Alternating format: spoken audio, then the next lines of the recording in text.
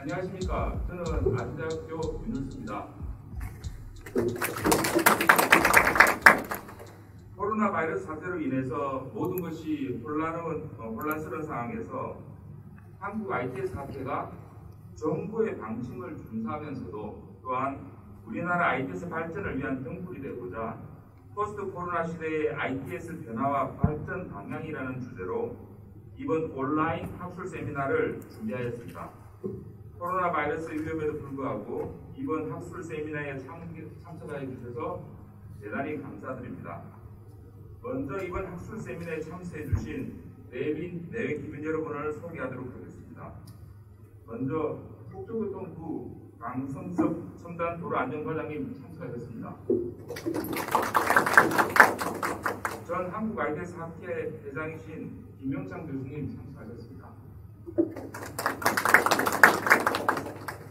전 한국교통연구원 원장이셨던 황기영 교수님 참석하셨습니다. 시간 관계상 모든 분들을 소개시켜드리지 못한 점 양해 부탁드리겠습니다. 그럼 지금부터 2020년 한국 ITS 학회 학술 세미나를 시작하도록 하겠습니다. 먼저 한국 ITS 학회의 신치현 회장님을 모시고 개회사를 듣도록 하겠습니다. 큰 박수로 환영해 주시기 바랍니다.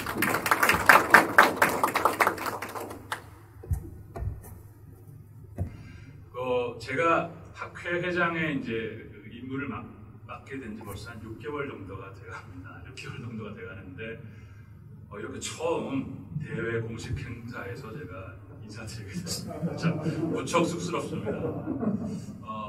그럼에도 불구하고 오늘 이렇게 녹록치 않은 자리인데도 불구하고 발표자분들, 토론자분들, 그다음에 대회 기빈 여러분들 이렇게 현장에까지 와주셔가지고 거리두기 하시면서 이제 자리를 메꿔주신 우리 학회 회원 여러분들 너무 감사드린다는 말씀 전해드리고 싶습니다. 그리고 무엇보다도 지금 ITS 학회 유튜브 채널, 유튜브 TV를 통해서 몇 분이나 되실지는 지금 제가 추산이 안 됩니다만 시청하고 계실 우리 회원 여러분들께도 가슴 깊은 곳에서부터 아주 각별하고 열렬한 환영의 말씀 꼭 전달해드리고 싶습니다.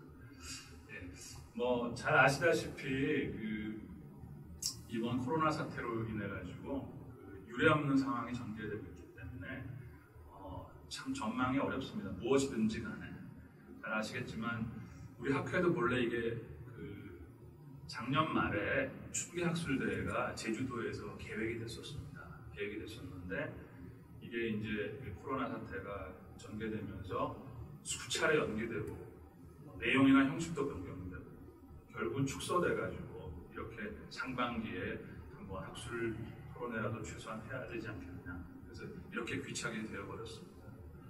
한때는 우리나라가 지금 우리나라 상황이 end of beginning이다 이런 말도 했는데 제가 보기에는 그렇게 이야기하기에는 end of beginning이 아니고 beginning of end다 이렇게 이야기했는데 지금 오늘 상황만 보더라도 절대 그렇게 우리에게 단언할 정도가 절대 되지 않는 것 같습니다. 그래서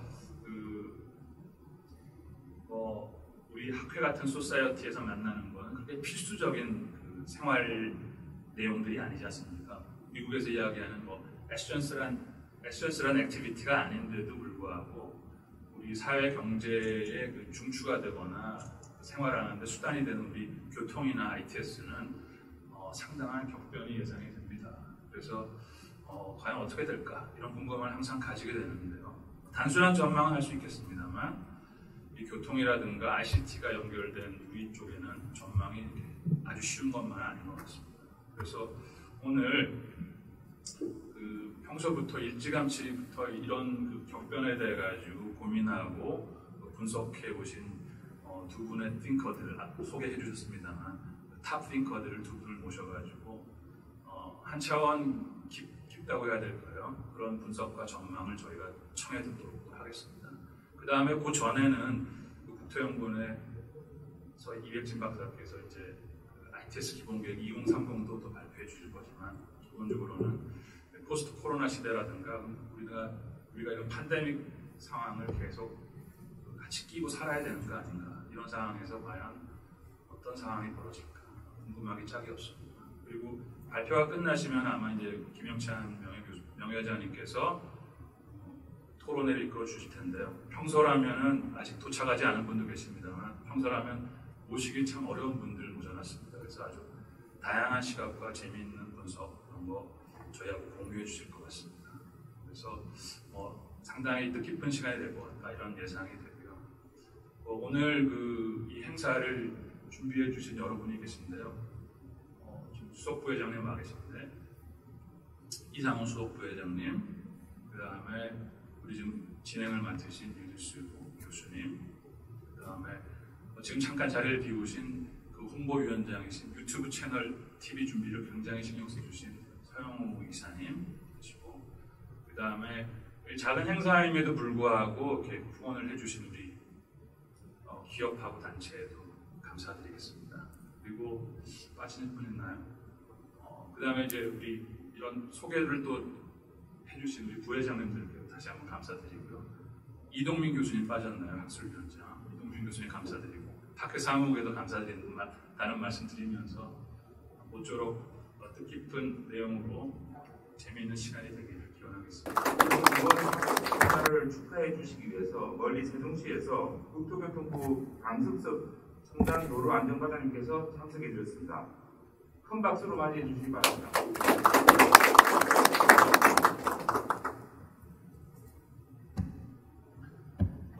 네, 반갑습니다. 방금 소개받은 도로 첨단도로 안전과장입니다. 제가 지금 방금 전에 확인해 보니까 23분이 온라인에 들어와 계시네요. 이 코로나 상황에서 오히려 좀 대화하기가 어렵고 만나기 어려운 이런 상황에도 불구하고 이렇게 지금 중계학술대회를 개최해 주신 신지현 회장님과 전문가분들께 감사를 드립니다. 또 오늘 이렇게 온라인으로 들어와 계신 분들에게도 감사의 말씀을 드리겠습니다. 오늘의 학술 세미나처럼 소규모 참석 및 영상회의 등이 이제는 낯설지 않은 상황이 되었습니다. 이렇듯 포스트 코로나 시대에는 많은 변화가 있을 것으로 예상이 됩니다. 대면 문화가 줄면서 비대면 및 디지털화가 전방위로 확산될 것이며 감염병으로부터 시작하여 방역, 개인위생 및 일상 속의 안전한 인프라 등 사회 전반의 안전 이슈가 대두될 것으로 생각이 됩니다. 건설 현장 또한 디지털화를 통한 스마트 건설로 탈바꿈할 것이며 공간 분산 욕구 증대로 지방 쇠퇴 도시의 재생 활성화의 기회도 찾아오리라고 생각합니다. 그중 우리 이동을 책임지고 있는 도로교통 분야에서는 가장 큰 변화가 있지 않을까 이렇게 생각합니다. 원격 근무, 그 다음에 온라인 쇼핑 등의 증가에 따른 불필요한 개인 통행이 감소가 되고 오토 수요 확대로 인한 물류 통행 증가 등이 대표적인 예가 될 것입니다. 이런 포스트 코로나를 대비하기 위해 정부에서도 다각도로 준비하고 있습니다. 여러분도 아시다시피 한국판 뉴딜 프로젝트를 계획하고 있으며 그중 핵심인 SOC의 디지털화를 우리 국부가 담당하고 있습니다. 2~3년 내에 국민이 체감할 수 있는 성과를 창출할 수 있는 대규모 혁신 프로젝트를 속도감 있게 추진하려고 하며 프로젝트의 핵심은 ITS라고 생각하고 있습니다. 내년과 내후년 대규모 예산을 투입하여서 기존의 도로망을 좀 더 디지털화시켜 스마트한 생활을 지원할 수 있는 디지털 도로망을 대대적으로 구축할 계획입니다. 우선 금년에는 디지털 도로망 구축에 초석을 마련하기 위한 ITS 기본계획, 디지털 인프라 구축 계획 등 중장기 계획을 수립하여 단계적으로 디지털 도로망을 구축할 예정입니다. 이런 과정에서 여러분들의 다양한 의견과 소중한 고견을 청취하고자 합니다. 많은 관심 가져주시기 부탁드립니다. 코로나로 대변되는 현재 상황은 우리에게 위기이자 기회라고 생각합니다. IT 기술 발전은 더욱 빨라질 것이고 상상하던 그런 미래 도시의 자율주행차, 자가용 비행기, 드론 택시 등의 도입이 더욱 가속화되지 않을까 생각합니다. 첨단 기술의 최전선에 계신 ITS 산학연 담당자분들께서 이런 기회를 잘 활용하셔서 제2의 ITS 산업 부흥에 앞장서 주시기를 부탁드리겠습니다. 그런 의미에서 이번 학술대회가 자율주행, 마스, 스마트 교통 인프라, AI, 빅데이터 등 포스트 코로나의 ITS 변화 및 주요 트렌드를 공유하고 논의할 수 있는 장이 되기를 희망합니다. ITS를 담당하고 있는 정부 부처 책임자로서 ITS 발전을 위해 더욱 노력할 것을 약속드리며 정부 차원의 지원이 필요한 사항이 있으시면 언제든지 편하게 연락을 주십시오. 여러분에게 다시 한번 존경과 감사의 뜻을 전하며 ITS의 성장과 도약을 기원합니다. 감사합니다. 다시 한번 큰 박수 부탁드리겠습니다. 그럼 지금부터 2020년 한국 ITS 학회 학술 세미나 주제 발표를 시작하도록 하겠습니다. 이번 발표를 위해서 세 분의 국내 최고 전문가를 저희들이 어렵게 모셨습니다. 먼저 국토연구원의 이백진 박사께서 현재 수립 중인 자동차 도로교통 분야 ITS 기본계획 2030을 국내에서 처음으로 먼저 발표해 주시겠습니다. 그리고 홍수대 황기영 교수님께서 포스트 코로나 시대의 도시와 교통의 변화와 전망이라는 주제를 저희들에게 설명해 주실 계획입니다. 그리고 마지막으로 한국교통연구원 한상필 박사께서 코로나19 이후 세계 도시의 교통체계 변화를 발표해 주시겠습니다. 먼저 이백진 박사님을 큰 박수로 맞이해 주시기 바랍니다.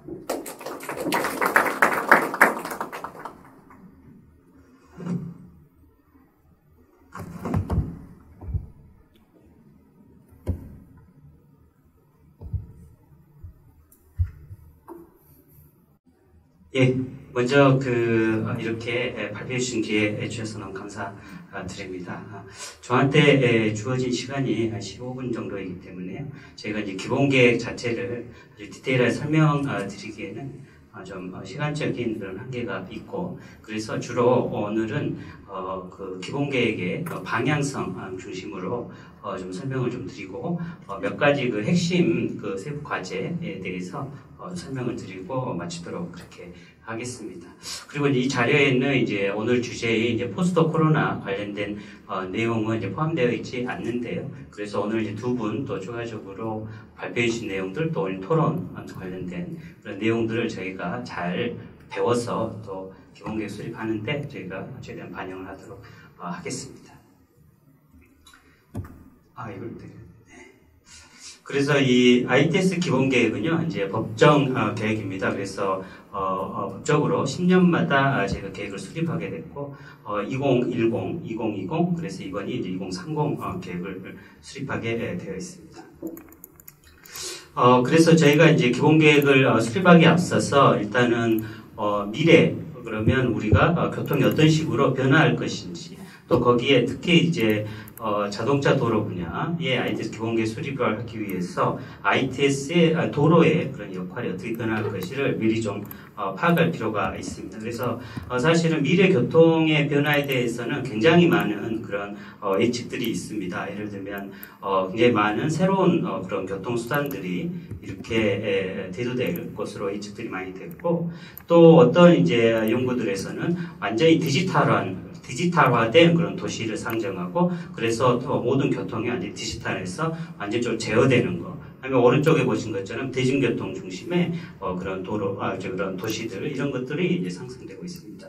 그렇기 때문에 이러한 이제 미래의 어떤 교통 여건의 변화에 따라서 이제 도로의 역할도 이렇게 변할 텐데, 예전에 이제 기존의 어떤 도로의 물리적 시설물에서 IT와 연결되는 그런 디지털 도로, 또 도로 혼잡이나 이런 것들이 완전히 없어지고, 또 환경오염이나 우리 지금까지 막 부의 효과라고 봤던 이런 것들이 없어지는 그런 도로의 역할들, 또 그동안 이제 이동의 공간에서 자율주차가 들어오면서 어떤 생활의 공간으로 바뀌는, 또 우리가 플라잉카라든가 드론 등이 많이 이제 앞으로 나올 거지 않습니까? 그래서 평면적인 그런 이동 공간에서 어떤 3차원의 이동 공간으로 변화할 것으로 보입니다. 그래서 이러한 도로의 역할들이 미래에 이제 바뀌기 때문에 현재 우리가 해야 되는 그런 핵심 과제들은 어떤 것이 있을까 우리가 한번 생각을 해보면, 저희가 이제 현재는 4가지 핵심 주제를 좀 제가 뽑아봤습니다. 그래서 스마트 도로 플랫폼, 그 다음에 스마트 에너지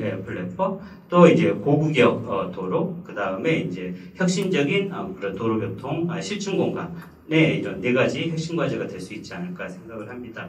그래서 저희가 이제 스마트 도로 플랫폼이라는 것이 그러면 무엇이냐 하는 것은 이제 왼쪽에 자율협력 주행이나 공유교통, 친환경 이런 새로운 그런 욕구, 요걸 반면에서 이제 우리가 말하는 그런 AI, IT 기술이라든가 이제 자율주행차 이런 것들의 요소 기술들을 바탕으로 해서 스마트 도로 플랫폼이라는 것은 이런 정밀 도로지도 또 통신 또 이제 이걸 처리하는 그런 처리 기술, AI 기반의 처리 기술, 또 도로 IoT 기반의 도로 시설물, 또 이제 시큐리티 문제가 있고 이것들을 모두 포함해서 운영 관리할 수 있는 이런 것들. 그리고 이것이 이제 이용자에게와의 소통이 되는 이제 이런 것을 이제 하나의 스마트 도로 플랫폼으로 한번 정의를 한번 해봤습니다. ITS 이번에 주요 변화도의 시사점인데 이거는 시간 관계상 좀 넘어가도록 하겠습니다. 그래서 큰 이제 변화들이 있고 이제 이런 것들을 기본 계획에서 저희가 반영을 하고 있고요. 그러면 이제 국내 ITS 현황과 시사점을 조금 살펴보도록 하겠습니다.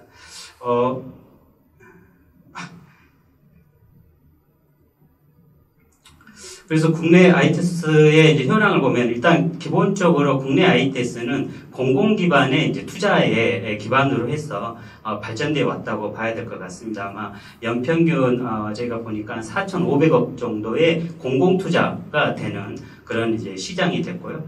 이제 2015년 이전에는 이제 주로 우리가 잘 아시다시피 관리나 교통 관리나 대중교통 아니면 이제 하이패스 같은 이제 전자집을 중심으로 해왔다면 이제 15년 이후에는 주로 핵심적으로 안전 또 이제 새로운 기술적인 협력형 ITS 이런 부분들이 이제 중요하게 되어 왔고요. 이제 ITS 시장은 뭐 점점점 증가하고 저희가 왔습니다. 이런 것들이 이제 계획의 변화라든가 여러 가지 저희가 교통정보센터를 확대하고 국도나 아니면 도로 부분 또 버스정보 시스템 이런 것들을 저희가 지속적으로 확대해 왔고 관련 R&D도 굉장히 활발하게 되었다고 보시면 되겠습니다. 그럼에도 불구하고 이제 몇 가지 문제점 한계는 좀 있는데요. 저희가 이제 보시면 예전에 이제 민간 교통정보가 활용성 부분에 에 대한 것들이 있어가지고 역할 관계에 대한 문제들이 있어서 사실 이제 국도 ITS 구축이 좀 더 좀 국도나 지자체의 ITS 구축이 많이 정체되어 있는 그런 상황이었습니다. 그래서 이것들이 이제 우리 저 2030에서는 굉장히 좀 활발하게 투자가 될 것 같습니다. 그리고 이제 돌발 상황 부분들, 그 다음에 대응들을 좀 더 저희가 잘 해야 될 것 같고요. 또 이제 지금까지 교통정보센터가 주로 수동적인 그런 교통 상황을 모니터링하는 그런 것이었다면 이제 앞으로는 적극적으로 교통 관리를 하는 그런 교통 관리 중심으로 이제 변화돼야 될 것 같습니다.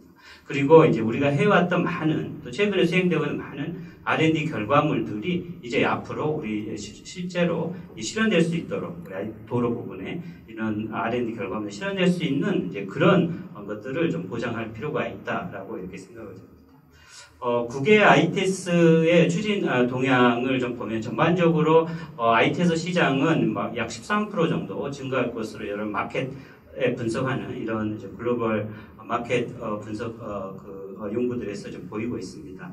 예, 그래서 우리 아태 시장도 이제 좀 커질 것 같고요.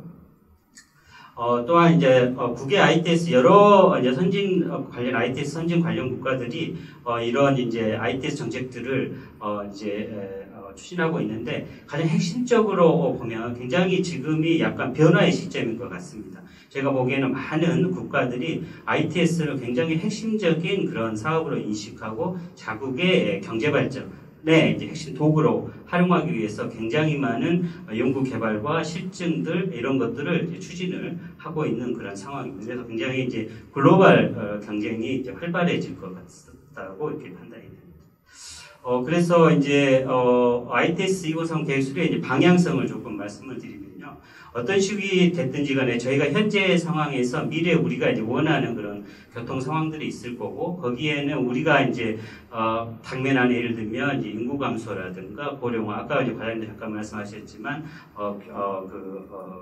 지방의 부분의 문제들 이런 여러 가지 것들 또 이제 IT 기술의 발전들 이런 것들을 이제 받아들이는데 그래도 이제 결과적으로 이제 우리가 교통의 추구화를 하는 것은 아마 사고 제로라는 안전성이라든가 친환경성 아니면 이제 경제성, 접근성을 획기적으로 개선시킬 수 있는 이런 이제 것들이 될 것 같습니다. 그래서 우리가 2050 이제 이런 미래에 우리가 교통 변화들 이렇게 볼 수 있는데 그걸 위해서 현재 2030년도에 우리가 좀 더 적극적인 그런 교통 정책을 추진함으로써 이것들을 이제 저희가 좀 획기적으로 좀 땡겨서 좀 세계를 좀 리딩할 수 있는 이런 이제 우리나라의 위상을 세워나갈 필요가 있다라고 생각을 합니다. 그래서 ITK 기본 방향을 스마트 도로 플랫폼의 완성, 또 에너지 플랫폼과의 연계, 그 다음에 이제 혁신적인 도로교통의 실증 공간들을 제공하는 이런 부분을 이제 기본적인 정책 방향으로 생각을 합니다. 그래서 이런 것들을 통해서 스마트 도로 플랫폼을 통해서 주요 이제 기존 못했던 고속도로나 국도, 지방도, 도시국도, 또 전국도로의 ITS 이런 스마트 도로 플랫폼들을 좀 조기에 구축하고 또한 위쪽에 보시면 스마트 도로 센터를 통해서 이제 돌발 상황이나 이제 못했던 이런 것들을 좀 강화하고 이것들이 앞으로 이제 CITS 사업이나 이런 걸 통해서 이제 빅데이터 이런 것들을 통해서 안전들을 획기적으로 제가 보장할 수 있는 이런 이제 체계로 가져가고요. 또한 이제 에너지 플랫폼 같은 것도 뭐 자연스럽게 친환경 자동차들이 이제 도입될 것입니다만 이제 도로 쪽에서 이런 것들을 서포트함으로써 이런 에너지의 최소화 또한 이제 저희 센터에서는 이제 교통 신호 운영이나 이런 제어 것들을 보다 좀 적극적으로 하고 교통 관리를 좀 더 적극적으로 함으로써 이제 이런 이동에 따른 그런 부의 효과들을 이제 최소화하는 이런 것들이 들어갔습니다. 마지막으로는 혁신적 교통 기술로 굉장히 이제 이런 도로 공간에 여러 가지 R&D나 새로운 기술들이 실증될 수 있도록 이런 혁신적인 실증 공간을 제공함으로써 이러한 신기술들의 도입을 촉진시키는 이런 이제 역할들을 해야 될 것으로 이렇게 보입니다. 그래서 저희가 2030의 일단 목표는 뭐 이거는 초안입니다만은 일단 사이언스 로드로 했습니다. 사이언스 로드 2030으로 했고요. 이 사이언스는 이제 밑에 보시면은 뭐 안전성이라든가 연결성 이런 것들 첫 글자들을 해보니까 사이언스로 됐는데요. 좀 이제 과학적인 좀 더 디지털화된 이런 이제 도로를 좀 만드는 이런 필요가 있다고 해서 이제 일단은 안으로 이렇게 됐고요. 그래서 이제 네 가지 목표: 효율적인 도로교통, 혁신적인 것, 안전한, 그다음에 글로벌 첨단 교통 이렇게 네 가지 핵심 목표 하에 저희가 주요 전략에 이제 8대 주요 전략을 일단은 안으로 만들었고요. 각 주요 전략별로 저희가 세부 현재 과제들을 도출하고 있습니다. 그래서 지금도 계속 과제들을 도출하고 정리하고 있습니다. 그래서 오늘 시간 관계상 몇 가지 핵심적인 것만 말씀을 좀 드리도록 하겠습니다.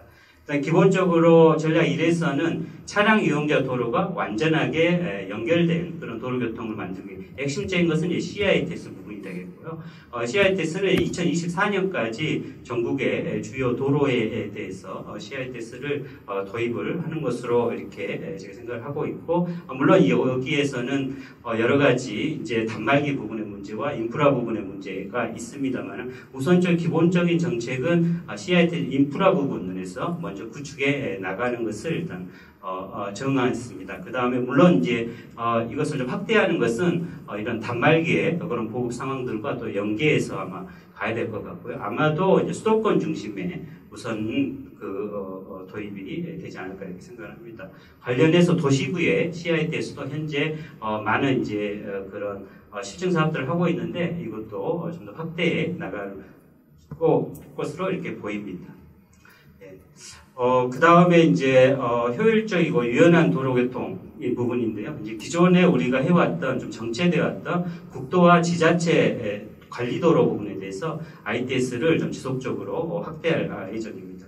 그런데 이제 아까 과장님 잠깐 말씀하셨는데요. 지금 이제 코로나 사태 이후에 좀 이제 정부에서 뉴딜 정책이 도입되고 그래서 디지털 도로 인프라 구축의 사업의 일환으로서 24년까지 이제 국도의 모든 국도에 대해서 ITS를 국도 ITS 사업을 추진하는 것으로 이렇게 지금 정책방이 되어 있고요. 또 이제 지자체 관리 노선에 대해서도 24년까지 이제 4차로 이상 도로에 대해서 확대 구축할 그런 계획이 있습니다. 그 다음에 이제 센터 부분입니다. 센터 부분은 이제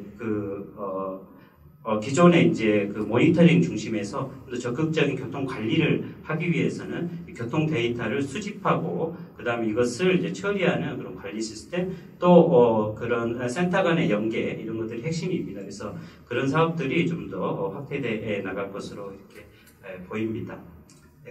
데이터 공유 플랫폼이나 이런 것도 좀 중요하다고 생각을 하고요.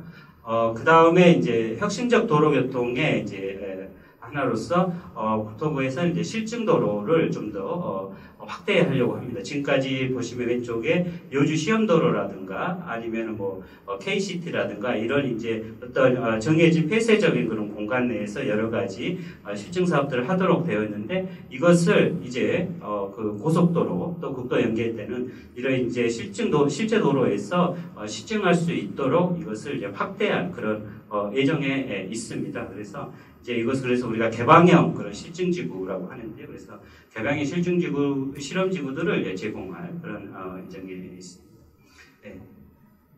이외에도 이제 중재가 R&D로 많이 되고 있는 스마트 도로 조명 시스템의 도입이라든가 이런 것들 계획을 하고 있고요.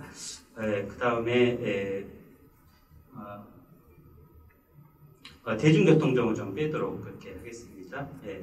그 다음에 최근에 이제 안전 쪽이 있는데 안전 쪽이 강화되고 있는 만큼 도로 노면 상태를 금지하고 정보를 제공하는 이런 부분들이 이제 강화될 것 같고요. 아까 말씀드린 이제 국도나 지자체 도로에서 ITS가 이제 확대되어 있는 만큼 이걸 관리할 수 있는 그런 돌발 상황들 자동적으로 금지될 수 있는 이제 시스템이 센터 안에 설치될 필요가 있습니다. 그래서 이러한 국도 스마트 CCTV 이런 사업들이 확대될 그런 예정이 있습니다.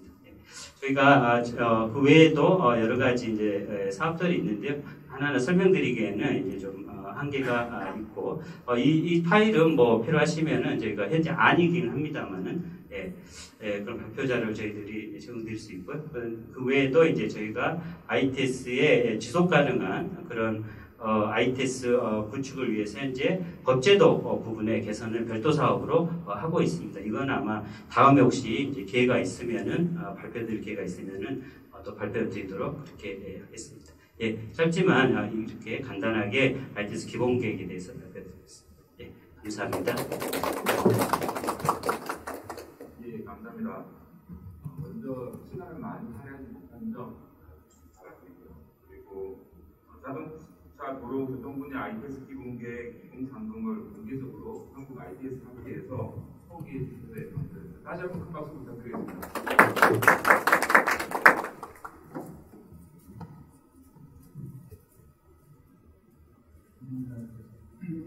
좀 바꿔야 된다고요. 관리자는 맞습니다.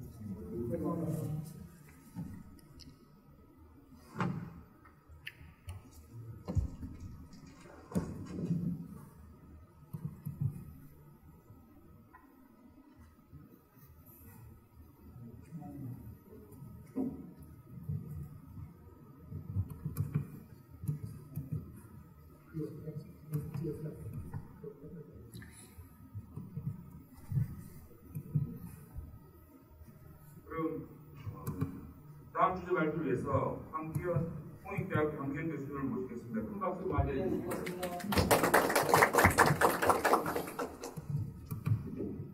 이게 막상 발표 자료를 내가 미리 좀 봤었으면 좀 더 참고했을 텐데.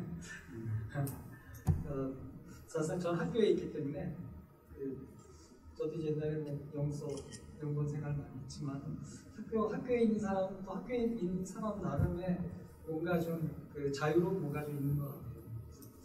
좀 틀에 좀 바뀌지 않은 그런 내용을 좀 같이 한번 공유를 해보고 싶고요. 저는 우리가 미래를 볼 때는 추세선에 따라 이렇게 볼 수도 있습니다.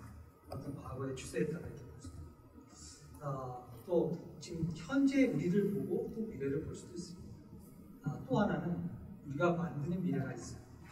근데 오늘 제 발표는 사실 우리가 만드는 미래에 더 포커스가 있습니다. 왜냐하면 그동안에 우리가 추세선 따라서 우리가 교통을 이끌어왔는데 그 이끌어온 결과는 별로 좋지 않은 결과를 가져왔다고 저희가 현재 체험하고 있습니다.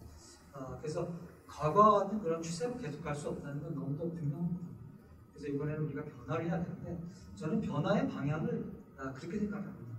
그동안에 우리가 도시에서 혼잡을 없애고 대기오염을 없애고 사고를 없애기 위해서 많은 노력을 했습니다. 근데 그 노력은 가시적인 효과가 별로 없었습니다. 결국 우리가 겪은 거는 기후 온난화에 우리 교통부분도 기여를 많이 했고 기후 온난화의 여러 가지 부작용 중에 가장 핵심적인 부작용 중에 하나가 할 수 있는 것은 이 바이러스입니다. 그래서 우리가 바이러스 문제를 볼 때 바이러스를 피해간다? 제가 보기에는 바이러스를 피해가기보다 그 위에 있는 기후변화를 피해가는 게 우리가 지금 해야 될 굉장히 중요한 일이라고 생각합니다. 그래서 정부가 처음에는 디지털 뉴딜 하다가 이제 그린 뉴딜이 나왔는데 제가 보기에는 우리가 지금 이 시점에서 그린 뉴딜로 빨리 갈아타지 않으면 과거와 같은 정책으로 끌고 나가면 저는 밀리는 굉장히 위기라고 봅니다. 그래서 최근에 제가 룬샷이라는 책을 사피라는 박사피라는 사람 쓴 책을 봤는데 거기서 이제 상전이 페이스 트랜지션이 나왔는데 저는 지금 우리가 겪고 있는 이 변화는 단순하게 어떻게 보면 물이 이렇게 점점점 녹아가서 이렇게 얼음이 점점 녹아가는 그런 어떤 서서한 변화가 아니라 어느 날 갑자기 물이 얼음이 되는 그런 변화에 우리 상전의 그런 지금 적이 왔고 지금 우리가 여기에 확실하게 변하지 않고 그 얼음에다가 뭔가 변화를 위해서 물방울 하나를 떨어뜨려 봤자 얼음은 그냥 그 물방울을 흡수해버립니다. 그래서 기존에 해왔던 우리가 하는 방법은 이제는 더 이상 먹히지 않는다는 것이 제 중요한 발표의 주제고요. 저는 그래서 룬샷의 가장 핵심은 결국 그렇습니다. 룬이라는 게 좀 미쳤다는 거거든요. 미칠 정도의 어떻게 보면 말도 안 되는 그런 아이디어들이 여태껏 나왔었습니다. 나와서 검토되고 논의가 됐지만 버려졌어요. 근데 그것이 왜 버려졌냐면 우리는 점진적인 변화를 원했지 급속한 변화를 원하지 않거든요. 근데 지금은 우리가 점진적인 변화로 절대 이런 위기를 대처할 수 없는 상황이 처했기 때문에 제가 한번 5개 정도의 어떻게 보면 미친 아이디어를 한번 같이 한번 공유를 해보도록 그렇게 하겠습니다. 서론이 너무 길습니다.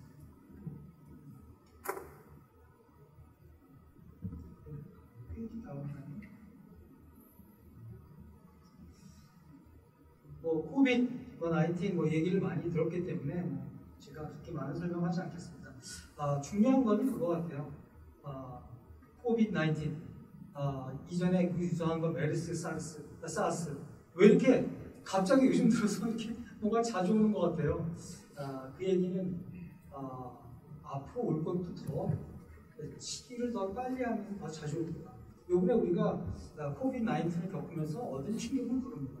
이게 바이러스만 퇴치하면 되는 줄 알았더니 이거 완전히 우리 경제가 그냥 완전히 폭삭이 되는 거예요. 글로벌 서플라이 체인이 완전히 붕괴되고 지금 이게 감염해서 죽는 게 아니라 굶어 죽을 판이에요. 지금 우리나라는 이렇지만 지금 이게 남한은 그러나 이제 아프리카로 이게 확산이 되고 있는 과정인데 그러면 다 굶어 죽습니다.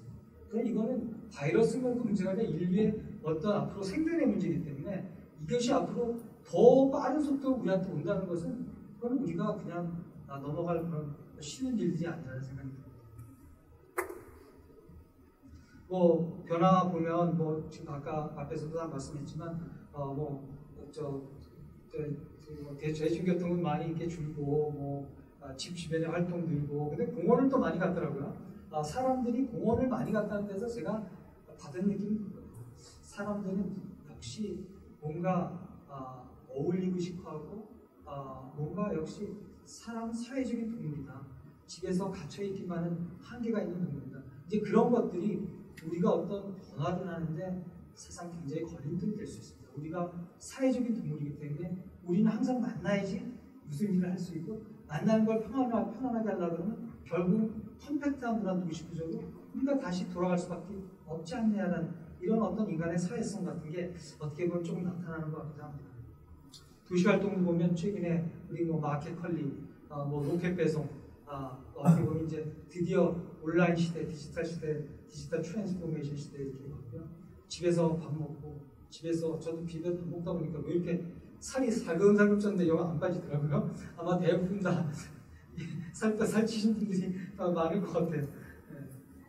그리고 이제 도시 활동 보면은 대중교통 줄고 영화관 아주 망했어요. 근데 영화관 보니까 영화관은 망했지만 사람들은 더 많은 영화를 보고 있어요. 넷플릭스 완전히 요즘에 완전히 그냥 요새 인기죠. 저도 요새 12,000원 넷플릭스 내고서 온 가족이 같이 시청하고 있습니다. 이런 어떤 이 오프라인에 온라인으로 급격한 이동, 이것은 앞으로 내가 보기에는 이런 어떤 변화의 추세가 꺾이지는 않을 것 같은 그런 생각이 듭니다. 그리고 정말 우리가 겪었던 가장 커다란 변화는 역시 재택근무, 원격근무의 그 변화가 컸다. 결국 만약에 우리가 일주일에 5일 근무하던 것을 4일만 근무한다면 그냥 20%의 교통이 날아가는 거거든요. 그러면 우리는 교통 문제가 없습니다. 그래서 이 재택근무를 우리가 어떻게 가져가느냐 굉장히 중요합니다. 저는 때에 따라서는 재택근무를 강요할 수도 있다. 왜? 우리가 중국에서 뭐 이렇게 옐로 샌드 이렇게 날라오고 우리 하거든요.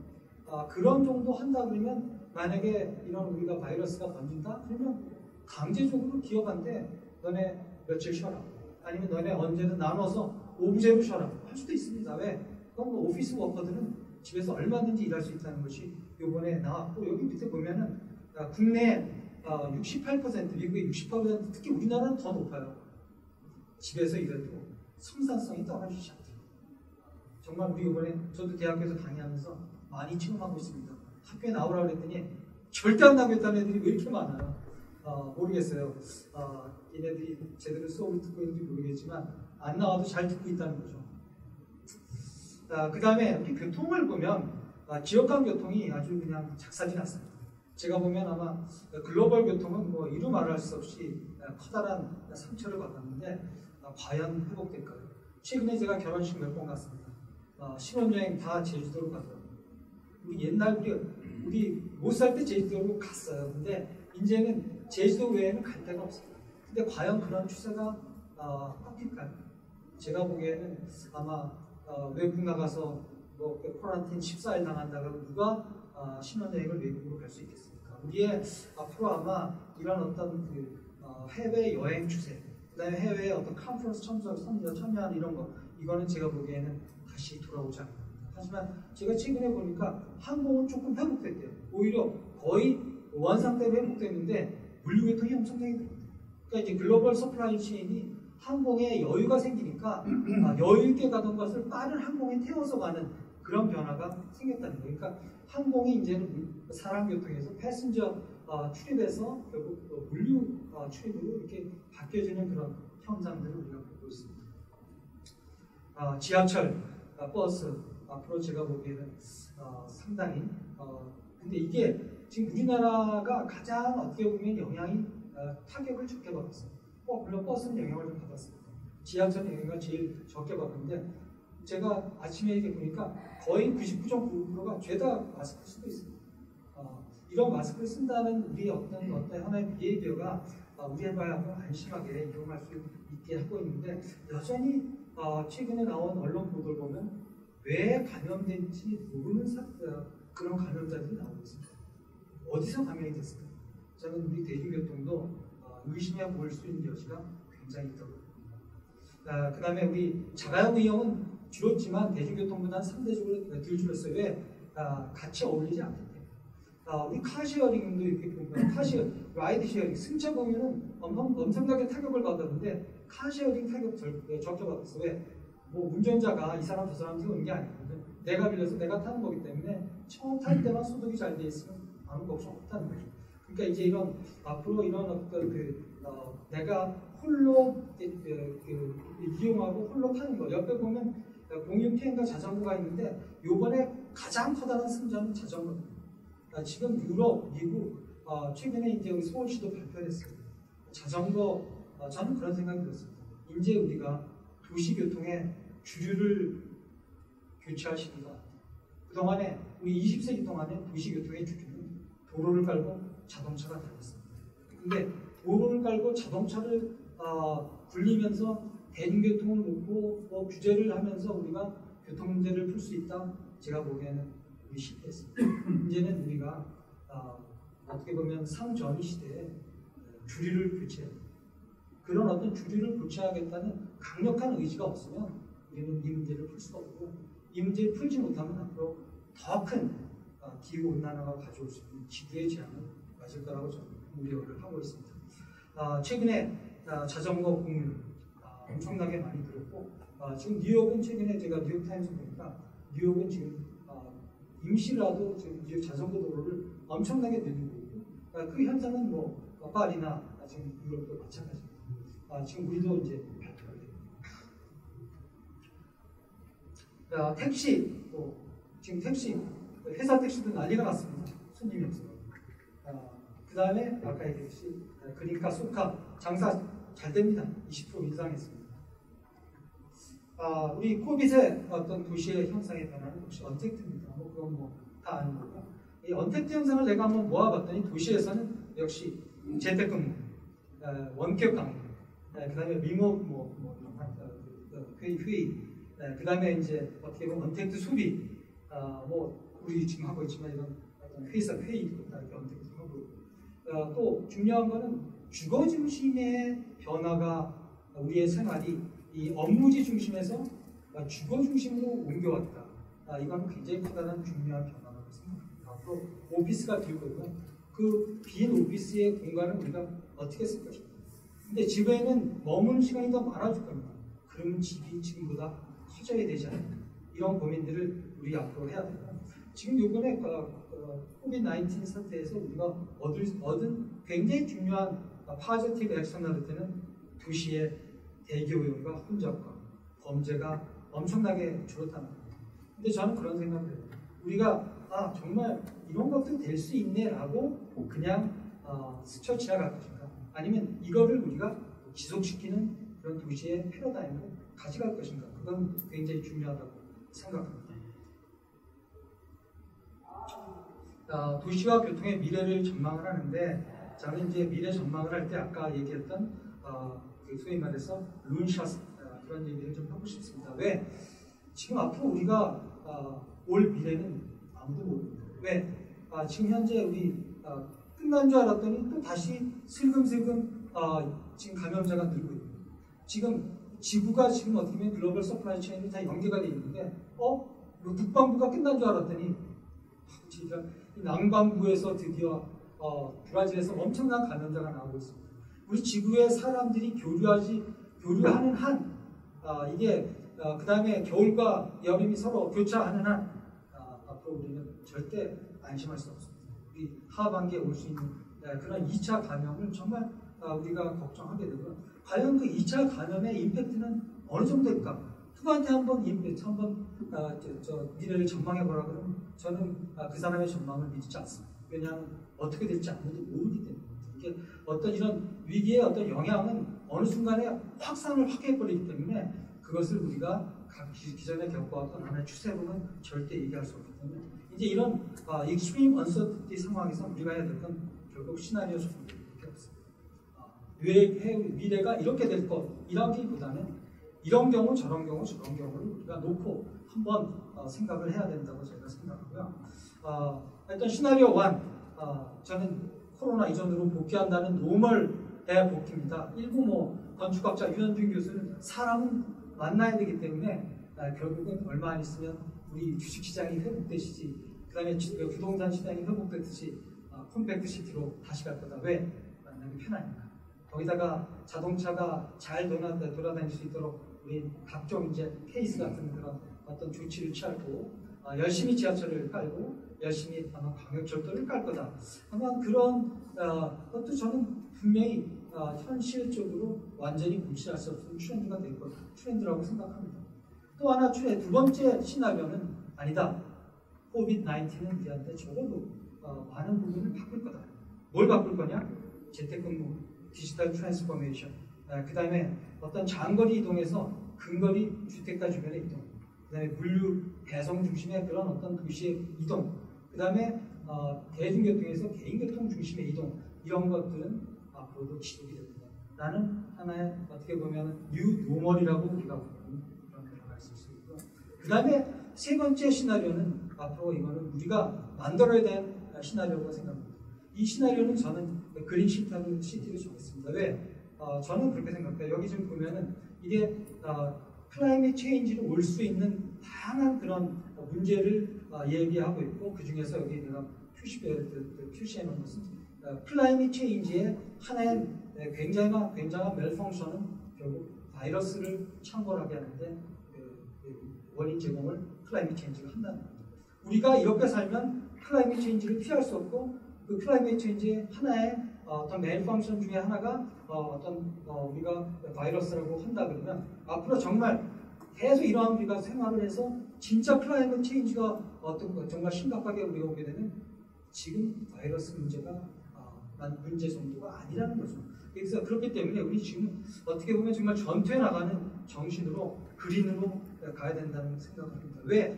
우리 소위 말하면 페이스 트랜지션 지금 우리가 물과 어둠의 사이에 놓여 있습니다. 어디로 가느냐가 저는 중요한 그런 순간을 생각하고 이런 순간에 우리가 취할 수 있는 건 파괴적인 혁신입니다. 근데 저는 파괴적인 혁신을 넘어서 룬샷은 어떻게 보면 말도 안 되는 미친 아이디어라도 우리가 가져와서 해야 됩니다. 왜? 여태까지 우리는 도시의 문제나 교통 문제를 풀 때 아주 상식적인 접근과 점진적인 접근을 했는데 그 문제는 아무런 문제도 풀지 못했습니다. 결국 우리가 현재까지 없고 앞으로는 더 큰 문제를 갖게 될 거기 때문에 우리는 이제 커다란 룬샷이 필요하다. 그 다음에 최근에 우리 제레미가 그린 뉴딜이라는 책을 쓰면서 한국에 선도적인 역할이 필요하다. 아까 제가 얘기했던 그 사피라는 사람도 뭐라 그랬냐면 그 사람의 소원에서 그런 생각이 세계가 한국에서 배운 게 많다. 방역, 그 중에 한 4-5개 중에서 3개가 한국에서 배운 거 교통이 있었습니다. 저는 서울에 방문하는 사람들의 우리가 설문조사를 했을 때 그 사람들이 서울에서 가장 좋았던 건 뭐냐? Everybody 넘버 1으로 교통을 꼽습니다. 그래서 저는 우리가 이 그린 시티, 그린 트랜스포트 시티가 우리가 해서 앞으로 우리는 세계에 어떻게 보면 세계 도시 교통의 새로운 K 모델을 우리가 제시해줘야 됩니다. 방역에서 넘어서 이제 그동안에 우리가 계속 잘해왔던 것을 가지고 세계의 표준을 만드는 변화가 우리가 이제 이들을 해야 된다. 네 번째로 주로 이제 교통 쪽으로 한번 우리가 컨센트레이션 해보면 노멀 쪽에서는 그동안에 지금 현재 우리가 하고 있습니다. 아까 우리 이백진 박사님도 했지만 케이스입니다. Connected, Autonomous, Sharing, Electricity. 근데 이 케이스의 현재 우리의 포커스는 대부분 다 자동차에 맞춰 있습니다. 자동차를 이렇게 편하게 하고 자동화하고 공유하고 일렉트리시티에서 결국 자동차는 더 편해질 겁니다. 자동차는 더 많이 돌아가고 암만 우리가 자동차를 우리가 전기로 한다 하더라도 자동차가 갖고 있는 그런 다양한 사회적인 비용은 결코 줄지 않습니다. 또한 대중교통은 이제 자동차의 어떤 폐해를 어떻게 극복하기 위해서 대중교통은 더 빨라야 되고 어떻게 보면 마스 같은 걸 통해서 더 통합돼야 되고 그 다음에 대중교통 중심 개발을 하자는 그런 이야기를 아마 여태껏 해왔고 만약에 우리가 노멀 상태로 다시 돌아간다면 앞으로 이런 얘기를 우리가 계속 할 겁니다. 이 중에서 우리가 물론 가져가야 될 것도 있습니다. 하지만 이제 이 중에서 우리가 버려야 할 것이 있는데 제가 생각해 버려야 할 것들이 가장 중요한 건 뭐냐면 이 모든 혁신이 자동차에 너무 맞춰지는 것은 이제 우리가 버려야 된다는 생각을 하고 있습니다. 두 번째가 이제 뉴 노멀 아까 얘기인데 뉴 노멀에서는 결국 저는 이제 어떻게 보면 우리가 재택근무, 원격근무, 원격 강의 이제 이것이 뉴 노멀이 되고 어떻게 보면은 좀 더 강제성을 띄우고 뭐 이런 어떤 때에 따라서는 우리가 뭐 교통유발 부담금도 감면해주면서 기업의 협조 이런 것을 더하면서 이렇게 가야 될 것 같다. 온라인 쇼핑, 온라인 엔터테인먼트, 디지털 트랜스포메이션 이건 우리가 더 이상 거스를 수 없을 것 같고요. 그 다음에 장거리 출퇴근 이제 내가 보기에는 그 시절이 끝났습니다. 이제는 어떻게 보면 슈터출 짧은 거리를 통행하는 주택가 주변의 통행으로 아마 많이 바뀔 거고요. 그 다음에 대중교통 그동안에 우리가 신뢰하고 대중교통만이 교통 문제를 풀 수 있다고 했는데 아마 이 대중교통도 상당히 프라이빗 모드로 많이 이제 바뀔 거다. 그리고 아마 대중교통도 앞으로 이제는 우리 겪어봤지만 이제 대중교통에 마스크 끼고 거리 두기를 하고 있습니다. 앞으로 대중교통은 인펙션 프리, 감염 우려가 있는 대중교통은 경쟁력이 없습니다. 그래서 또 혼잡이 심한 대중교통은 미래가 없습니다. 그래서 이런 것들을 우리가 고려하게 되면 기존의 우리 대중교통의 패러다임도 굉장히 바뀌어야 될 거라고 생각하고 있습니다. 세 번째 제가 그린시티 어떻게 보면 페이스 트랜시션 3단위에서 우리가 가야 될 한 6-5가지의 커다란 방향 전환에 대해서 저는 Change of Urban Mobility to Mainstream, 우리 도시 교통의 주류를 교체하자. 주류 교체는 첫 번째 우리 도시 교통에서 더 이상 화석 연료의 의존도를 가져가서 안 됩니다. 신재생과 에너지로 가야 되겠다. 제 생체 에너지로 가야 된다. 자동차 우리가 없앨 수는 없습니다. 하지만 주류는 보행과 자전거와 PM이 되는 우리가 선언을 해야 됩니다. 선언하지 않고 어설프게 끌고 가면 결국 우리는 자동차한테 타먹히게 되어 있습니다. 그다음 인프라 우리가 도로 중심으로 갔습니다. 앞으로 우리는 3차원으로 가야 되고 아까 앞에서도 얘기했지만 도로 쓰고 지하도로도 쓰고 그 다음에 공중도 쓰는 3차원 우리 체계로 가져가야 된다. 그 다음에 도시의 어떤 이동거리는 중장거리에서 단거리가 될 수 있도록 바꾸고 그 다음에 통근통하게 어떻게 보면 낙타봉 두 개에 있는 그런 패턴 우리 바꿔야 된다. 비통근 통행으로 이런 바꾸는 그런 5개의 커다란 어번 모빌리티 메인스트림 체인지 작업이 필요하다고 생각합니다. 그래서 첫 번째 그 중에서 저는 이제 5개 어떻게 보면 잊혀진 아이디어 아니면 말도 안 되는 아이디어 어떻게 보면 문샷의 원칙 죽었는 줄 알았더니 안 죽고 살아있네 실패한 줄 알았더니 안 죽고 실패 안 한 거네 뭐 이런 어떤 5개의 문샷의 프린시플을 가져와서 제가 5개를 한번 제안을 해보고 싶습니다. 첫째, 자전거와 PM을 함께 타는 도시에서의 고속도로를 만들어야 됩니다.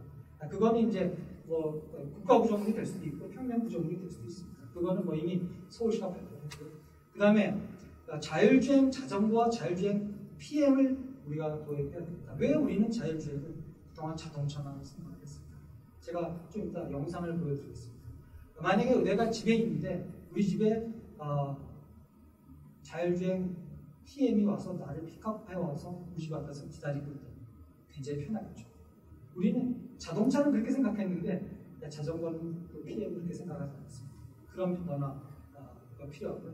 그 다음에 저는 세 번째, 이제 자동차, 제 생각에는 지하로, 그 다음에 또 지상으로 날려보내야 됩니다. 그래서 하이프루, 얼마 전에 우리 앨런 머스크가 굉장히 큰 성공을 했는데 그 사람이 제안한 어떻게 하이퍼루프는 지역과 굉장히 빠른 거고요. 저는 그것을 도시에 끌어와서 도시에서 썼으면 좋겠다. 그리고 이제 어번 에어 모빌리티. 그다음에 저는 앞으로 우리의 어떤 여행의 주의 패턴이 국내화되면서 새로운 갈 곳을 국내에서 마련해야 됩니다. 저는 그 갈 곳은 이제 서남 쪽에 해안가, 그다음에 어떻게 보면 제주도 이렇게 엎어서 이쪽에 우리가 교통체계를 혁신적으로 우리가 고치지 않고 국내에 많은 여행에 따른 그런 문제가 생길 거라고 생각합니다.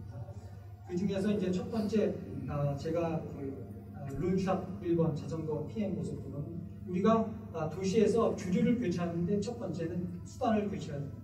수단의 주인공은 자전거와 PM 이런 것이 되어야 된다고 생각합니다. 독일에서 이 자전거 고속도로를 만들어갖고 지금 운행하고 있는 것입니다. 근데 사실상 여기 세종과 대전 자전거 고속도로 보면 우리가 사실상 더 먼저 만들었어요. 아무도 이용하고 있지 않죠. 그것이 도시에서 떨어져 있기 때문에 그렇습니다.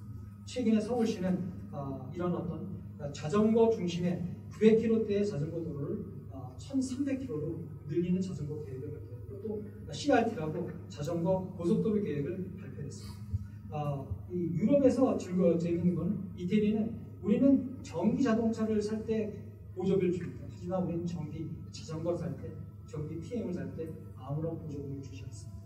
역시 모든 것이 우리는 자동차 중심으로 되어 있다. 그걸 바꾸는 작업이 주류 교체 작업의 첫 번째 작업입니다. 두 번째 주류 교체 작업은 이 지역 교통에서 우리가 발생합니다. 저는 케이스가 이제 지역 교통, 우리 집 주변의 교통에서 케이스화가 일어나야 됩니다. 어떤 케이스냐? 결국 이 자율주행 자전거, 자율주행 어떤 PM에 일어나야 되는 한번 볼까요? 저희 이 영상 보고 놀랐어요.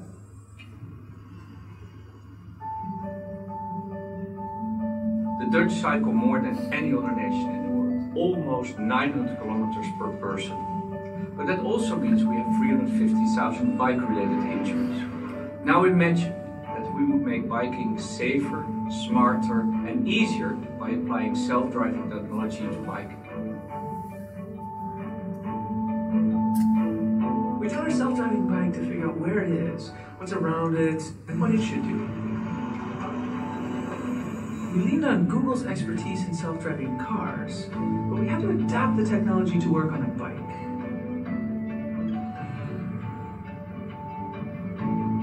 We decided to add 2 additional developed a comfort mode, adjusting the pedals to a perfect resting position. I think the self-riding bike could really give a boost to the economy because people could also work on their bicycle. You work in your office, you work in your home, you work in your car. You can even work on your bicycle. I have so much more time. My kids love it.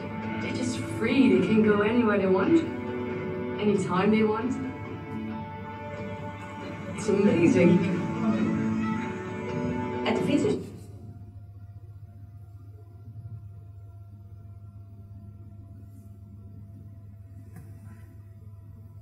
화면이 많은데 시간 관계상 다 보여드리지 못하고요. 뭐 이런 것이 이제 자전거도 되고 이제 킥보드도 다 됩니다. 그래서 이제 우리가 우리가 나가서 공유 자전거를 찾아서 타는 것이 아니라 공유 자전거와 공유 PM이 우리 집으로 와서 나를 태워가는 자율주행 공유 자전거, 공유 PM의 시대를 우리가 열어야 되겠다. 그것이 우리가 어떻게 보면 어번 육상 교통에서의 주류를 교체하는 두 번째 작업이 되겠습니다. 세 번째 작업은 우리가 도시에다가 도시 지하에 하이퍼루프를 깔아야 된다고 생각합니다.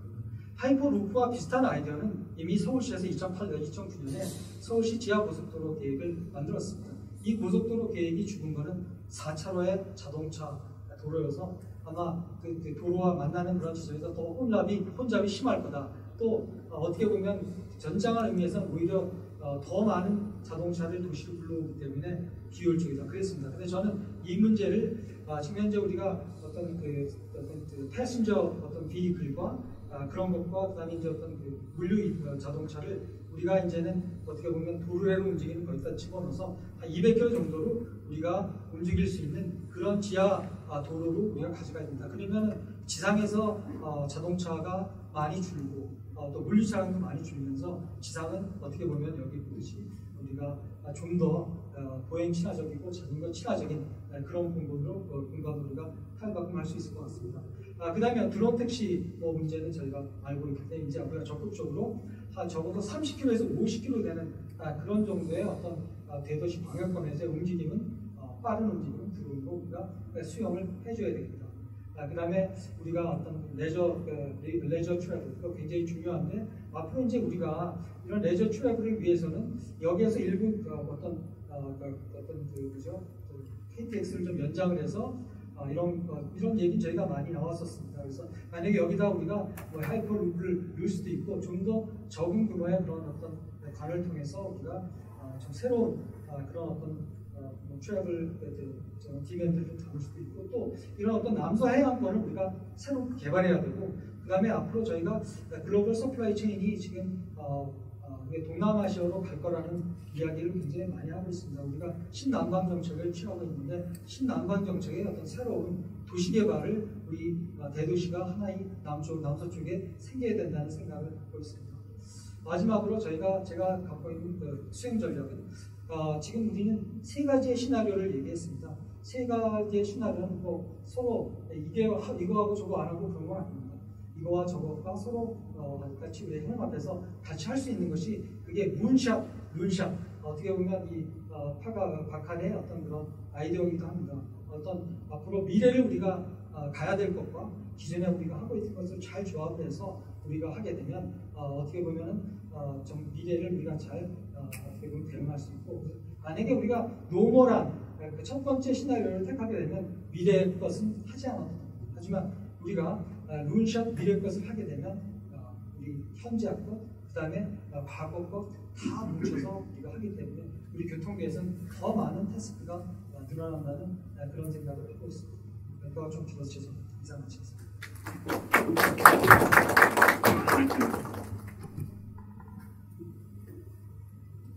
포스트 코로나 시대의 도시와 교통의 변화에 대해서 차분하고 또 아주 냉철한 답변을 드리겠습니다. 다시 한번 큰 박수 부탁드립니다.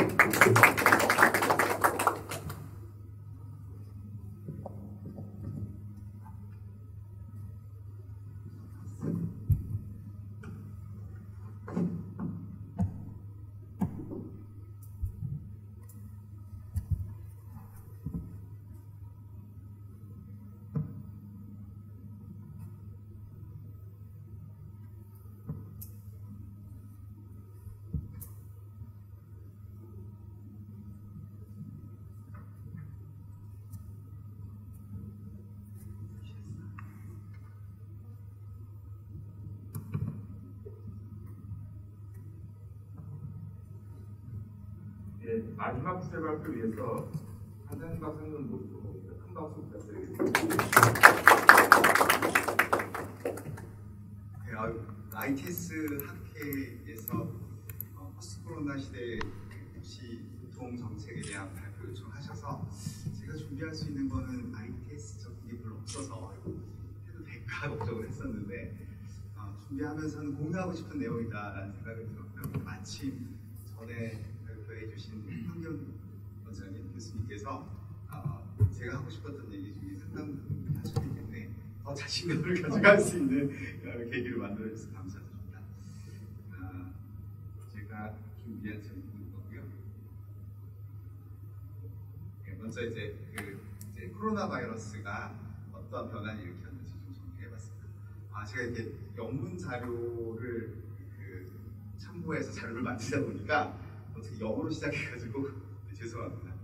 어려운 거 없으니까 저는 문제 없을 것 같고요. 제가 주로 참고했던 자료 중에 하나가 ITF에서 OECD에 있는 이제 인터내셔널 트랜스포트 포럼이라는 곳에서 최근에 이제 코로나 때문에 거기서 굉장히 바빠졌는데 교통 분야의 보고서 하나 낸 것이 있습니다. 트랜스포트 브리프는 원래 냈던 건데 그 중에 Reshaping Our Cities for Resilience라는 제목으로 COVID-19 이후에 어떻게 대응하면 좋을지를 한번 살펴보는 차원에서 전체적으로 세계의 도시들은 어떤 변화가 있지 이런 걸 정리한 보고서입니다. 근데 먼저 나온 게 이제 서든 컬랩스에서 통행이 확 줄어들었다.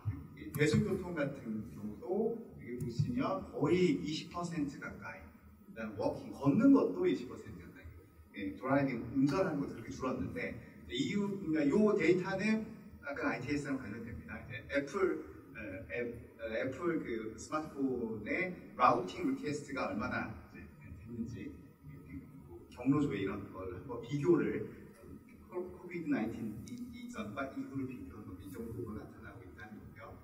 그래서 이제 이거는 대체로 유럽의 많은 도시와 미국 도시들이 이미 다 록다운을 했기 때문에 이런 문제가 나왔고요. 우리나라는 이 정도까지는 당연히 아닙니다만 국제적으로 그런 변화가 있고요.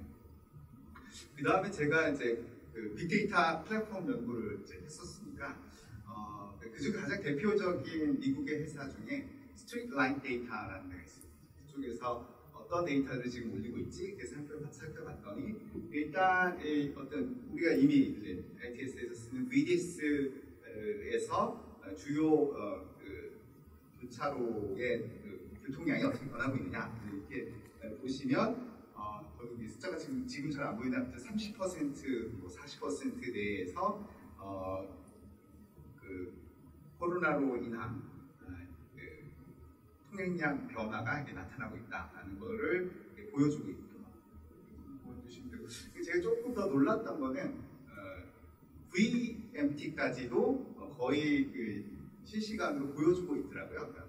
우리가 이제 Vehicle Mileage Traveled라고 해서 총 통행 거리잖아요. 근데 이게 사실은 우리나라는 시간이 걸려요. 이거 바로바로 보기가 좀 어려운데 여기 이제 빅데이터 처리를 통해서 이거 바로바로 이렇게 올려주고 있는데 이게 굉장히 놀랍고 여기 보시면 통행량이 이제 확 줄었다라는 것을 볼 수는 있는데 중요한 건 이제 여기도 학교를 아이들이 못 가게 하는, 학교가 이제 문 닫고 나서 확 줄고, 또 학교 못 가고 나서 이제 완전 락다운 되면서 확 줄어드는 그 변화를 이렇게 실시간으로 볼 수 있게 해주고 있다라는 게 이제 몰랐고요. 요게 그쪽에 가면 VMT에 관련된 내용을 볼 수 있는 그런 사이트들이 있거든요. 그래서 저희가 이거 보면서 이런 코비드-19, 그러니까 이 코로나 사태가 교통 분야에서 상당한 변화를 야기하고 있는데, 이거를 1년 있다가 아는 것이 굉장히 좀 문제가 있지 않을까라는 생각이 들어요. 그런 면에서 우리나라에도 제가 이제 빅데이터 연구소장 할 때 뷰티를 물론 우리 천수영 박사님이 계속 하셨다는 연구인데, 그걸 조금 프로모션을 했는데, 그때 나왔던 것들이 조금 더 데이터를 빨리 업데이트할 수 있는 식으로 많이 확장됐으면 좋겠다. 그러려면 이제 이 ITS 업계에서도 좀 많이 관심을 가지고 이 데이터를 어떻게 쓰면 더 좋을지, 어떤 요구를 더 많이 해주시면 더 발전할 수 있지 않을까, 이런 생각을 갖게 됐습니다. 그래서 어쨌든 이제 그 코비드의 영향은 이제 교통량이나 교통량 자체가 아예 사라진 것도 있고 여러 수단별로도 많은 변화가 있었는데, 그게 있고, 그 다음에 이제 그 소셜 디스턴스, 코비드-19 확산을 막기 위해서 외국도 소셜 디스턴스 정책을 펴고 있는데, 교통 분야에서는 그러면 이제 버스, 대중교통 같은 경우에 이걸 어떻게 할 수 있지?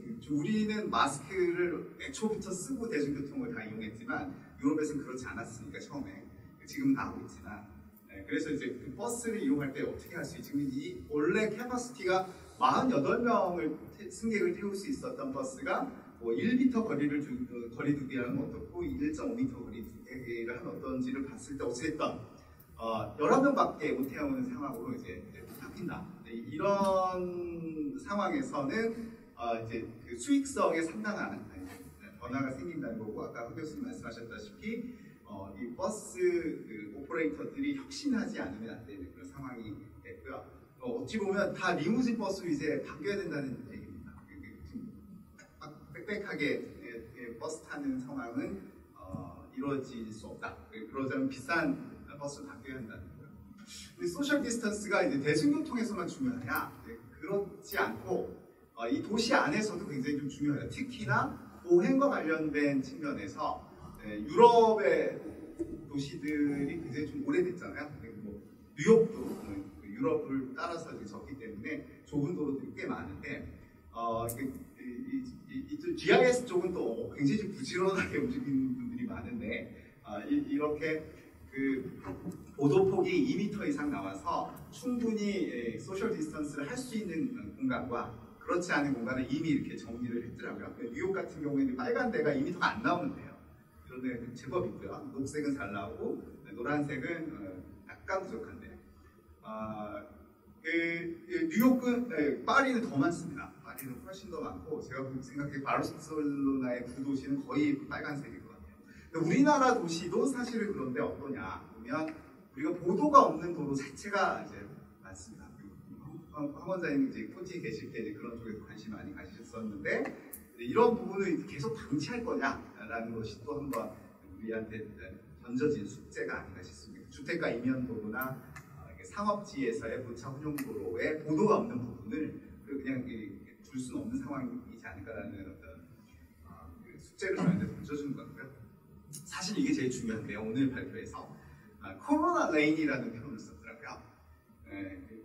뒤에 나올 보고타, 콜롬비아 보고타에서는 하루아침에 코로나 레인을 엄청나게 많이 만들어냈다고 이제 되어 있어요.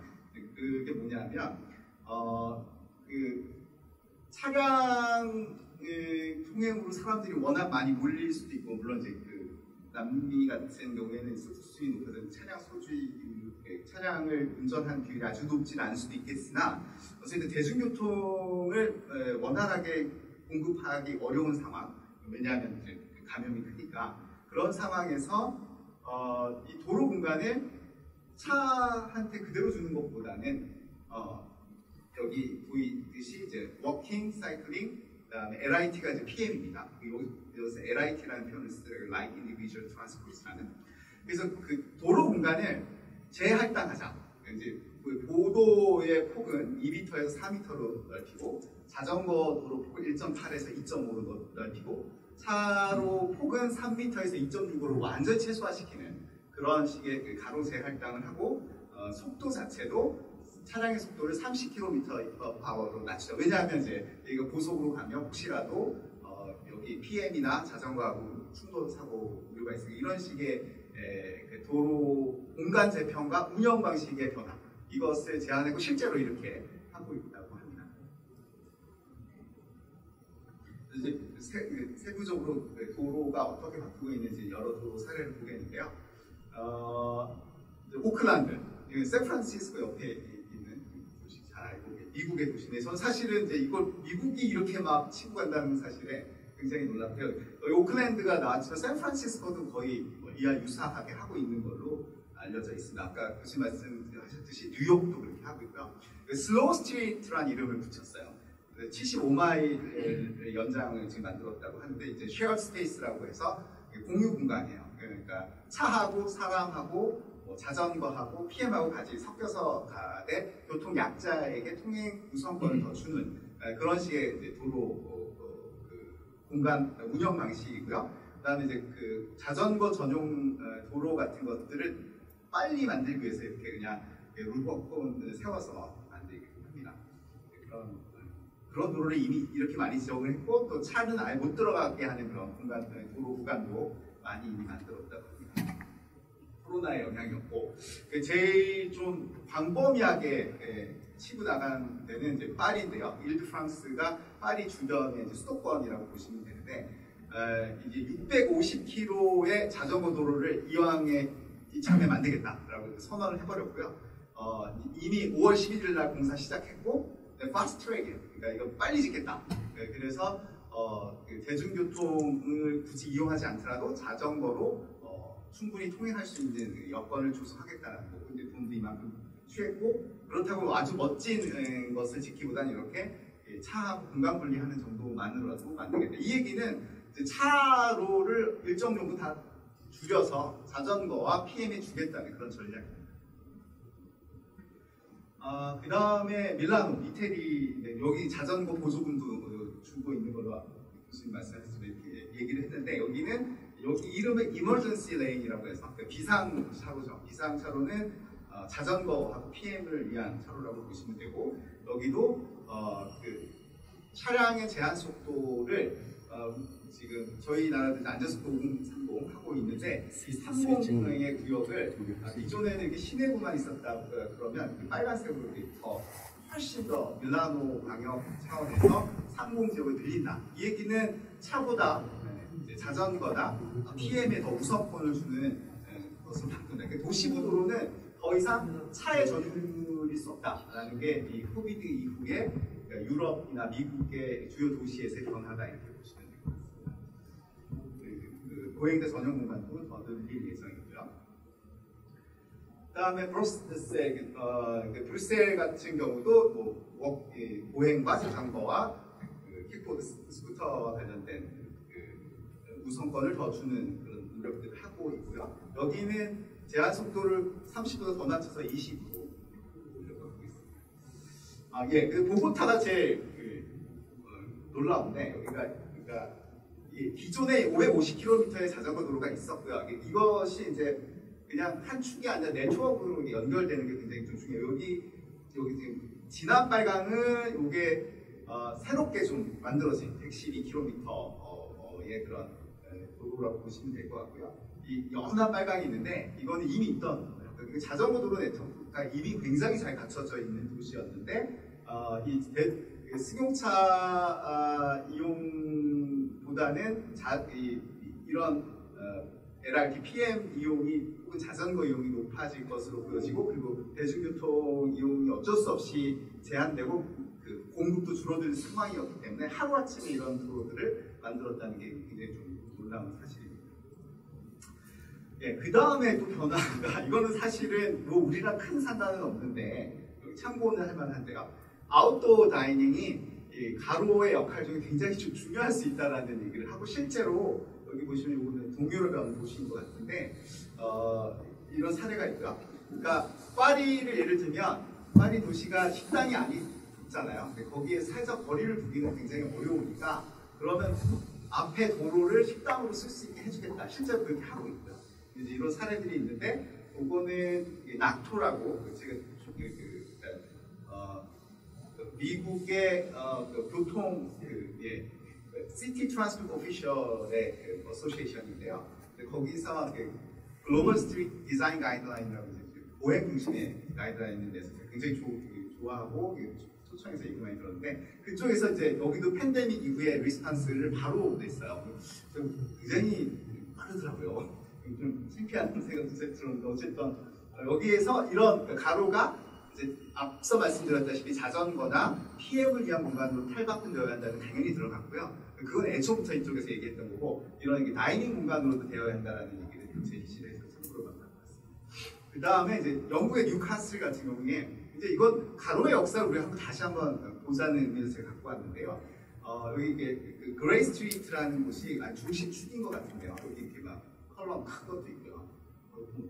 그러니까 18세기 이렇게 마차하고 사람하고 섞여 다니던 공간이 자동차 중심의 도시가 되면서 이런 공간이었는데 이제 이 코비드 이후에 이렇게 바꾸겠다라고 이제 시가 선언을 한 거예요. 대중교통 중심의 가로고 자전거 있고 그 다음에 그린이 들어가는 그런 공간으로 바뀌는데 이제 이게 큰 변화라고 볼 수 있을 것 같고요. 그 다음에 그 공유교통 혹은 대중교통이 여전히 중요한 교통수단으로 자리매김할 거다라는 얘기를 좀 같이 공유하고 싶은데요. 한번 상상을 해보시죠. 그러니까 모든 사람들이 대중교통 없이 차로만 다니는 세상. 사실은 우리가 뭐 LA 가면 거의 뭐 그런 곳이라고 볼 수 있을 텐데 LA 위에서 찍으면 이렇게 보이고 엄청난 얼번 스프롤이 있는 건 누구나 다 아실 텐데요. 물론 뭐 그게 매력적인 도시일 수도 물론 있지만 근데 모든 사람이 다 차로만 다니면 우리나라는 아주 넓은 도로 공간을 공급하기가 쉽지 않은 상황이기 때문에 완전 케어틱한 공간일 수밖에 없고요. 그런 상황에서 차가 마이어블 한 옵션, 이게 합리적인 지속 가능한 옵션이 될 수는 없는 거죠. 그리고 아무리 이 LA도 마찬가지일 텐데 도로를 아무리 공급한들 도시에서는 교차로가 있을 수밖에 없잖아요. 그것 때문에 컨제션을 완전히 제거하기는 어렵다라는 게 일반적인 얘기고요. 그 다음에 이제 그 교차로 때문에 차와 차가 섞이고 또 사람도 도로를 건너야 되기 때문에 도시에서는 그렇기 때문에 차하고 사람의 크래시 사고를 피할 수 없고 그것 때문에 차 때문에 생기는 그 공해, 에어 폴루션도 어마어마하죠.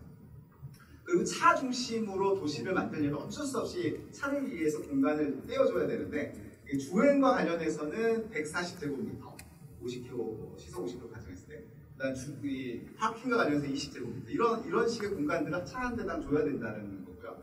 근데 이게 이제 대중교통이나 자전거나 킥보드나 뭐 보행 공간이 훨씬 더 줄어드니까 우리가 차를 위해서 이렇게 많은 공간을 떼어줘야만 하는 것인가에 대한 어떤 그런 성찰도 좀 필요할 것 같고요.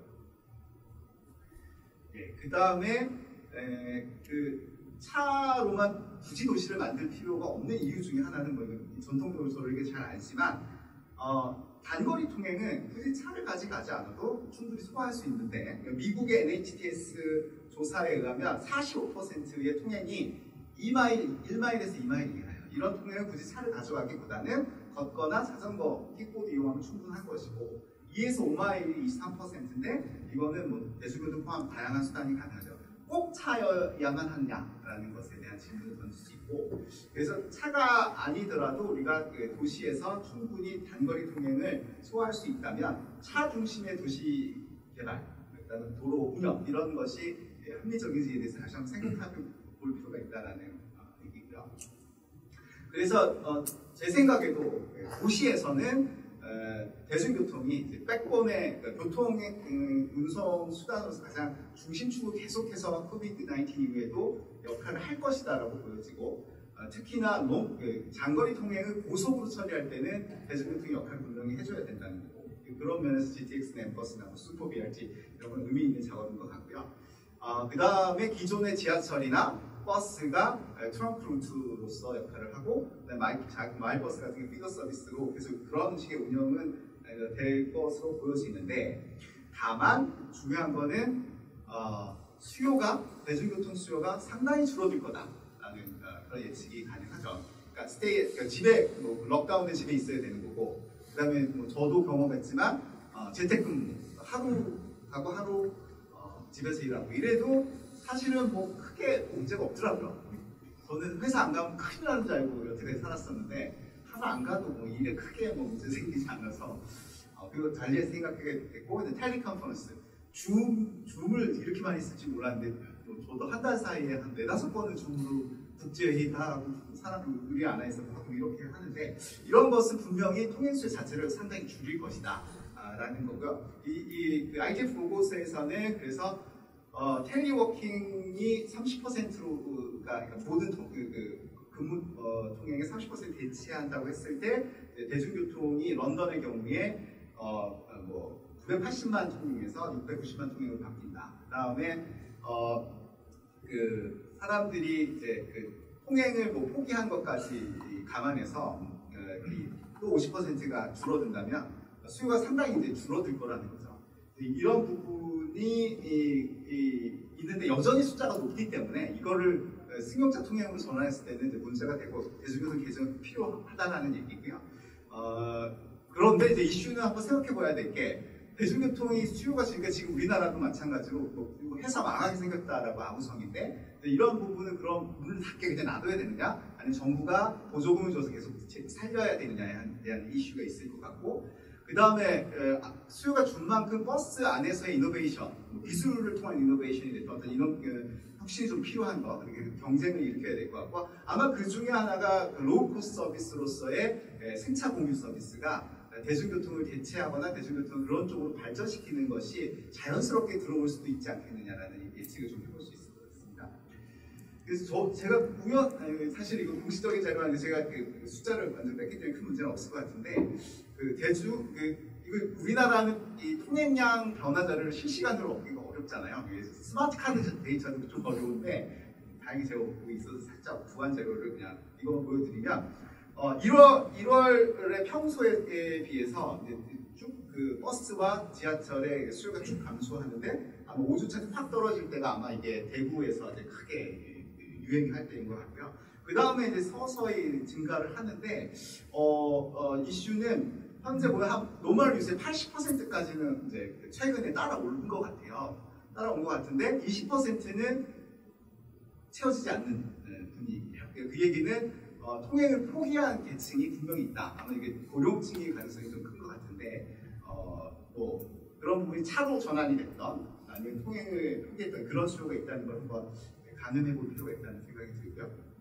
그 다음에 저도 그런 측면에서 아까 코로나 레인에서 봤듯이 Light Individual Transport (PM이라는 것이 혹은 자전거라는 것이 앞으로 굉장히 좀 중요한 역할을 할 것 같고, 도시에서 그들을 수용할 수 있는 가로 설계, 운영에 대한 진지한 고민이 분명히 필요하다라는 것을 좀 제안드리고 싶고요. 다만 LIT가 이렇게 운영돼서는 절대 안 되기 때문에 이게 좀 아무리 도클리스 오퍼레이션이지만 좀 질서 있게 이용될 수 있도록 좀 정책적인 배려, 넛지가 좀 필요한 것 같고요.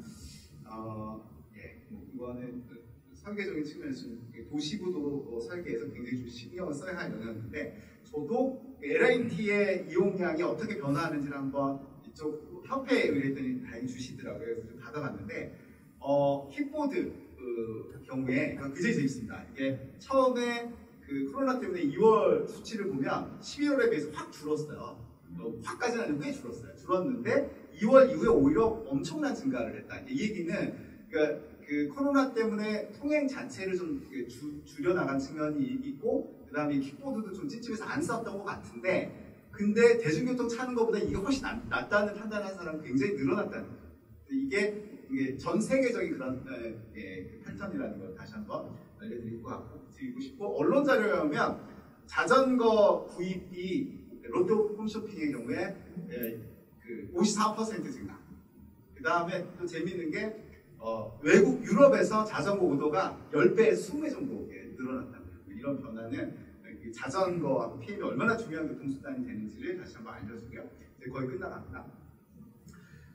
그래서 우리가 배운 거는 재택근무가 상당히 좀 유용한 그런 어떤 수단이다. 많은 비즈니스 영역에서 적어도 연구 분야는 재택근무 가능한 영역으로 분류가 될 것 같아요. 그 다음에 이제 대면 접촉을 통한 업무 회의, 이게 꼭 필요하냐라는 이제 질문을 던지기 시작했고, 굳이 안 만나도 회의 가능하다, 이렇게 확인이 됐고요. 그 다음에 이제 푸드 딜리버리, 그러니까 우리 딜리버리 서비스 굉장히 많이 이용하는데 이런 게 굉장히 늘어날 수밖에 없었고, 그 다음에 황 교수님 말씀하셨듯이 오픈 스페이스가 굉장히 중요한 것이다. 우리나라는 좀 어쩔지 모르지만 유럽이나 미국에서는 집 근처에 이게 걸어서 갈 수 있는 공간이 있는 것과 아닌 것이 큰 차이라고 하고요. 그 다음에 그런 차원에서 보면 파리가 15분 도시라는 컨셉을 갖고 나왔어요. 흔히 여태까지 했던 TOD도 마찬가지고 컨택시스도 마찬가지인데, 그러니까 여기는 15분에서 집에서 걸어서 모든 도시 활동을 할 수 있도록 파리의 공간 배치, 시설 배치를 다시 한번 해보겠다는 게 파리 시장의 공약입니다. 걸어서 움직이게 되면 코비드 시대에 굉장히 지속 가능성이 높아지겠죠. 그 다음에 하나 우리가 코로나 때문에 배웠던 거, 차를 많이 쓰지 않으면 사고는 확실히 준다. 우리나라 같은 경우에 4월까지 통계 보면은 사망자 수가 950명 수준인데 이게 전년도에 비하면 8.4% 감소고요. 이게 제가 프랑스 수치를 얻었는데 20%가 사망자가 줄었다고요. 프랑스는. 근데 여기에서 큰 거는 트럭과 관련된 거는 많이 줄었는데 모터사이클은 13%가 늘어났어요. 이거는 아마 배달이 엄청 늘어났기 때문에 오토바이 통행이 늘어서 그런 것으로 우리가 다시 한번 확인해 볼 수 있고, 그 다음에 코비드 때문에 차를 안 썼더니 이 LA 같은 경우에 이런 공기에서 이런 공기로 굉장히 멀리까지 볼 수 있게 됐다고 하고요. 이건 뭐 여기만 그런 게 아니라 뭐 타지마할 그런 곳이긴 하고. 마지막 컷인데요. 우리가 이제 도시의 발전은 아마 팬데믹 때문에 왔다는 주장하시는 분도 있는데, 그러니까 집 안에서 맑은 물을 먹을 수 있게 된 것도 이제 전염병 예방과 관련이 되고, 파리에서 하수도를 이렇게 광범위하게 개발하게 된 것도 전염병 때문에 그랬고, 그 다음에 이제 런던 같은 경우에 하이드 파크 만든 이유 중에 하나가 위생을 더 좋게 하기 위해서 그랬고요. 그 다음에 넓은 도로가 필요하다. 도로에 가로수 같은 그린이 있어야 된다라고 하는 것도 이제 팬데믹과 관련이 되는데, 그래서 아마도 코비드-19 이후의 도시는 걸을 수 있는 도시의 가치가 굉장히 중요해지지 않을까라는 생각이 저도 들고요.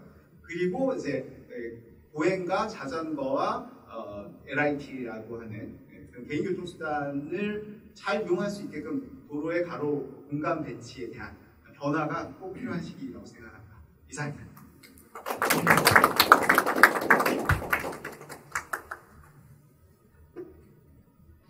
예, 코로나19 이후 세계 도시의 교통체계 변화에 대해서 훌륭한 발표 감사드립니다.